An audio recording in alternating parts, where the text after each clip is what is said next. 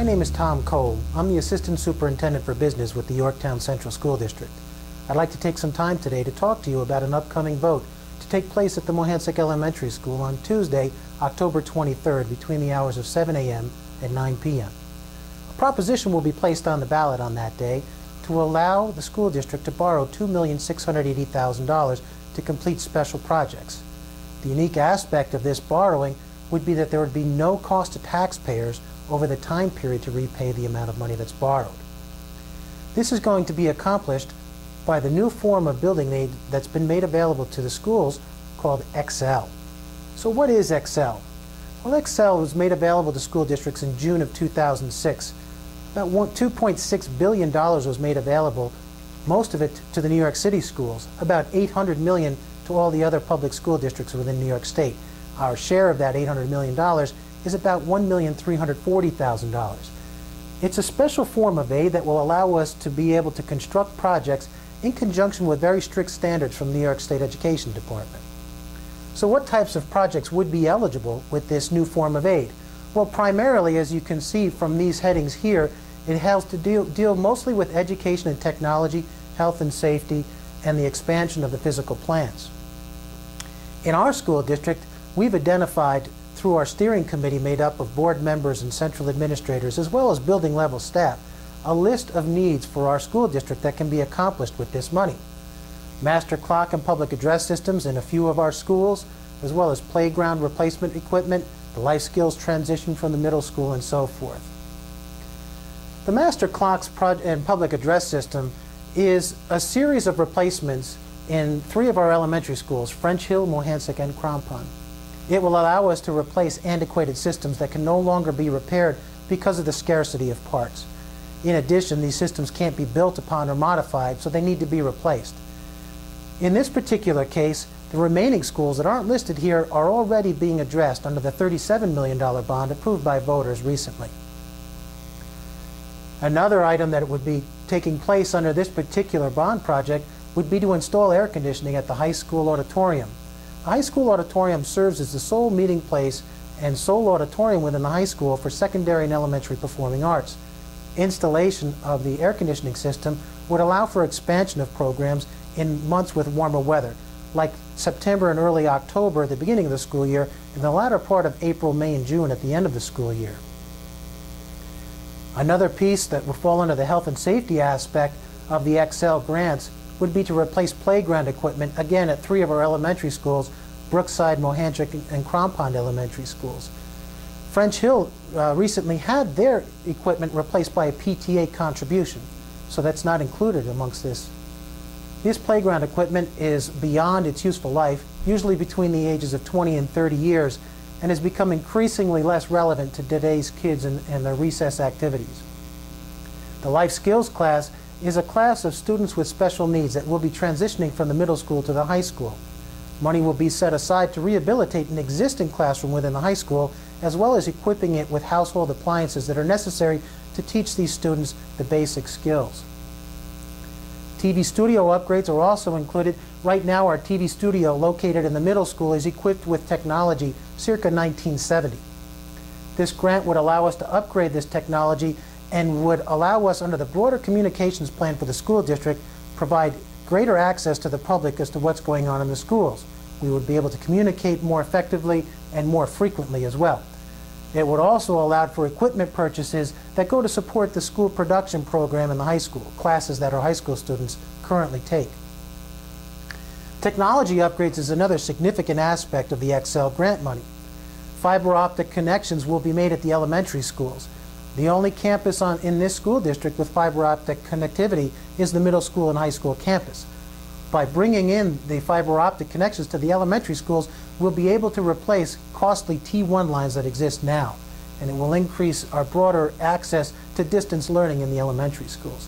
In addition, we'll address some significant needs within the district's infrastructure, including wireless technology and upgrades to Cisco switches. Ceilings and lights, another piece of a project that was partially done under the $37 million project recently approved by voters. These ceilings and lights would be in addition to those projects being completed. Old ceilings and lights with flush-mounted lights would be replaced, as well as ceiling tiles referred to as spline ceilings all throughout the school district, in both corridors and in classrooms, in an effort to improve lighting and as a matter of upgrading energy efficiency.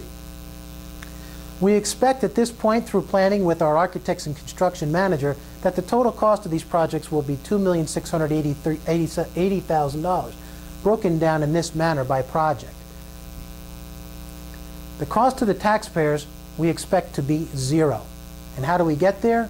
Well, by borrowing the $2,680,000, the proposition that will be on the ballot for your consideration on October 23rd, $1,340,000 will be directly offset by the XL aid provided to us by the state.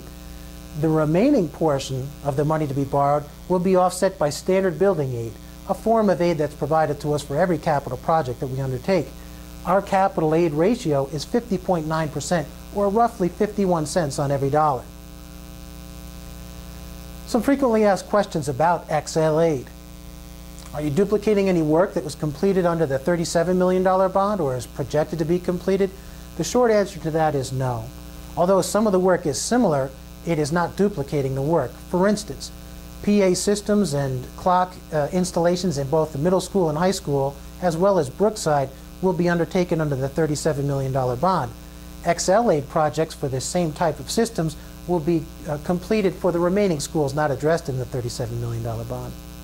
Similarly, ceilings and lights projects, as we discussed before, will be completed in the schools that are not being addressed in the $37 million bond. So why don't we use the money just to reduce regular education expenses in the general fund? Why don't we just reduce taxes with it? Well, the stringent guidelines from the state indicate that we cannot offset regular education expenses with XL aid. We must use it for capital projects based on those categories that we discussed earlier in the presentation. In addition, some projects, all projects actually, have to be regularly aidable by the state under that 50.9% formula on the previous slide. So why did we choose these particular projects? What makes them so special? We have needs in other areas too. Don't we need athletic fields? Well, again, the steering committee has chosen these projects based on their priority within the school district and based on the criterion provided by the State Education Department. For instance, as we talked about just a second ago, all of these projects must be eligible for standard building aid in order to qualify for XL aid. A project like an athletic field would not qualify under those guidelines. So why do we need to vote on this? Why don't they just send us the money? In order to achieve these capital projects worth almost $2.7 million, we have to ask you, the voters, to allow us to do so. So the proposition will give you the opportunity to vote yes or no on borrowing the $2,680,000. Were we not to put a proposition on the ballot that would allow us to do this, we would receive the $1,340,000 that would be used to offset current existing projects. We've chosen this method because we'll be able to get $2.7 million worth of value out of the consideration. If you need more information, it can be found on the web at www.yorktown.org. You'll find this particular presentation and some additional information, including frequently asked questions. You can email us through that website. You can also look for a flyer of information that should arrive in your mailbox within the next few days. That will have much of the same information we talked about here, as well as some additional questions that should give you some information that you need to make a consideration of the ballot proposition. As always, you can call us directly. This is my direct line here at the Yorktown Central School District, 243-8021. We're ready at all times to answer any questions or concerns you might have. I want to remind you one more time to please come out and vote on this proposition on October 23rd at the Mohansick Elementary School. Again, the proposition on the ballot will be to borrow $2,680,000 to be used to construct special projects within the school district at an estimated zero cost to taxpayers. Thank you very much for listening to this presentation. Please contact us with any questions. Hope to see you at the vote on October 23rd.